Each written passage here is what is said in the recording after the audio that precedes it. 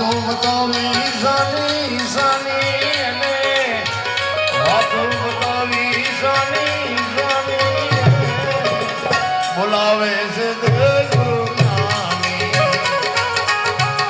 આહાલી ભરવાને પાણી પાણી બોલાવે છે ગુરુ નામી બોલાવે છે ગુરુ નામી બોલાવે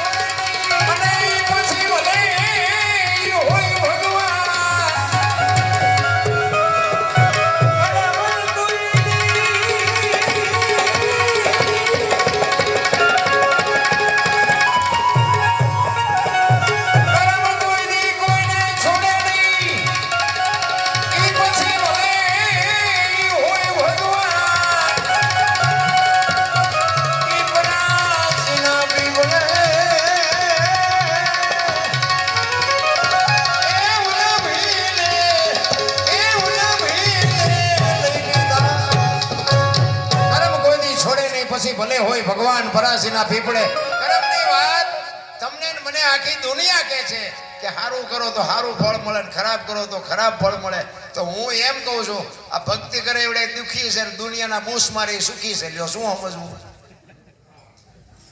હું એવું નથી કહેતો ખોટું કરું સુખી થવા પણ હું કહેવા એ માંગુ છું ભલે સત્યનો વિજય જ હોય છેડે તો બાપુ સત્ય જ આવવાનું છે પણ કહેવાનો મારો મિનિંગ તમે જો રામ જેવા રામને 14 વર્ષ વનમાં જવું પડે અખિલ બ્રહ્માંડના માલિક કૃષ્ણ પરમાત્માને ખબર ન હોય કે અહીં દેશ તો ભીલમન બાણ મારશે ને ખબર ન હોય વિચાર કરજો શું કર્મની ગતિ છે મિથિલા નરેશના દીકરી બાપુ માં ભગવતી સીતા અયોધ્યાના મહારાણી બન્યા ને બાપુ આખી જિંદગીમાં હારો દી નો વિગો વિચાર તો કરો આ દીકરીનું શું કર્મ હશે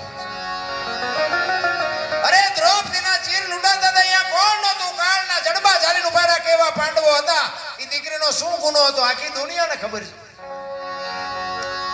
અખિલ બ્રહ્માંડના માલિકે દીદી બાપુ એ દીકરીના વસ્ત્ર ન પૂર્યા હોત તો એ દીકરીની દશા શું થાત શું એનું કરો અરે થઈ થાવી તાસ્યાઓ ત્રિકાલ જ્ઞાની મહાપુરુષ ગંગાનો પુત્ર ભીષ્મ બાપુ છેલ્લે બાણની પથારીમાં હોવું પડ્યું જોવો તો ખરા યમના દૂધ જેને લેવા આવે અને યમના દૂધને પાછા કાઢે કે અત્યારે વ્યોજા 6 મહિના પછી આવજે પોતાના મૃત્યુને રોકી શકે એવો સમર્થ અને સિદ્ધ પુરુષ ઈને છેલ્લે બાણની પથારીમાં હોવું પડ્યું શું આપણે કર્મની વાત કરીએ ભલામણ હું તો એમ કહું કે આવા સાધુ મળે સીતારામ બોલો મા બાપની સેવા કરો બાકી તો એ બધું હેન્ડલી બોલો બેઠો બેઠો બધું કરશે પણ મેં હમણાં કીધું એમ એવા ઘરે વંટોળિયા ઊભા કરે છે હાથે કરી પછી શું નડતું હશે શું કઈ નડે જ નહીં ભલામણ નડે હું એક અમારી અહીંયા બનેલો દાખલો તમને કહું પતિ પત્નીનો જોકે બધી નામ ઠામની બધી ખબર છે પણ આ લાઈવ હાલે એટલે નો કોઈનું નામ લેવાય એટલે કે હવે ફોન કરે એ પતિ પત્ની બે રહેતા હતા ને બેન ઘરનું કામ કરતા હતા ને ભાઈ ખેતીનું કામ કરતા હતા જો આ ઘરમાંથી વંટોળિયા કેવા ઊભા થાય છે હાથે કરીને કેવા ઊભા કરે છે એની વાત છે એટલે ઓલો ખેતીનું કામ કરે ને બેન છે ને ઘરનું કામ કરે એટલે બેન રસોઈ બનાવતા હતા ને એમાં એક પાપડનું પડીકું બાપુ રોજ આડું આવતું હતું એને બાઈને. એને એમ થયું કે આ શેકી નાખવા દે ને હું ને મારો ઘરવાળો બે ખાશું. એ પાપડ બાપડ શેકી નાખ્યા ને રસોઈ બનાવી. ઓલો ભાઈ આવ્યો અને પછી જમવાનું આપ્યું અને દાળ ભાત શાક રોટલી જે કાંઈ હતું એ બધું આપ્યું ને પાછું ઉપર પાપડ ભૂક્યા. હવે જો ઓલો સાનો માનો ખાઈ લેતો તો વાંધો નહીં બાપુ. એને વંટોળીઓ ઊભો કર્યો. એ કે આ પાપડ ભાંગી દે. એની વહુ કે એની વહુ કે ભગવાને તમને હાથ નથી આપ્યા. એ કે તું મારી વહુ શું? એ કે ભાંગી દેવાનો કે નથી ભાંગી દેવાનો? એ કે પણ હું તમારી વહુ છું એમાં ચા ના પડે પણ એક પાપડ નો ભાંગી શકો? એ કે ભાંગી દેવાનો છે કે નથી ભાંગી દેવાનો? હવે આપણા બૈરાના આપણે ન ઓળખતા હોય જો હરખું મેળમાં હોય ભાંગી દે ને નો હોય ભાંગી દે. એ કે નથી ભાંગી દેવાનો. એ કે ભાંગી દે કે નથી ભાંગી દેવાનો? બાપુ ઘર ભાંગી ગયું પાપડ નો ભાંગ્યો એ રખડે બે. હવે આ ઘરમાંથી ઉભા કરેલા નો કહેવાય વંટોળિયા. હવે કે સમાધાન કરાવવાનું. હવે પાપડ નો ભાંગી કોઈ બૈરા રાખી શકો? શું તમારે એમનામ હારા છો? અરે બાપુ દીકરીઓનું સમર્પણ છે. તમે જોવો તો ખરા કેટલું છોડી. અને બાપુ હું તો જગતમાં જાહેરમાં કહું છું કે બે જ વ્યક્તિ સમર્પણ કરી શકે, એક દીકરી અને એક આ સંતો.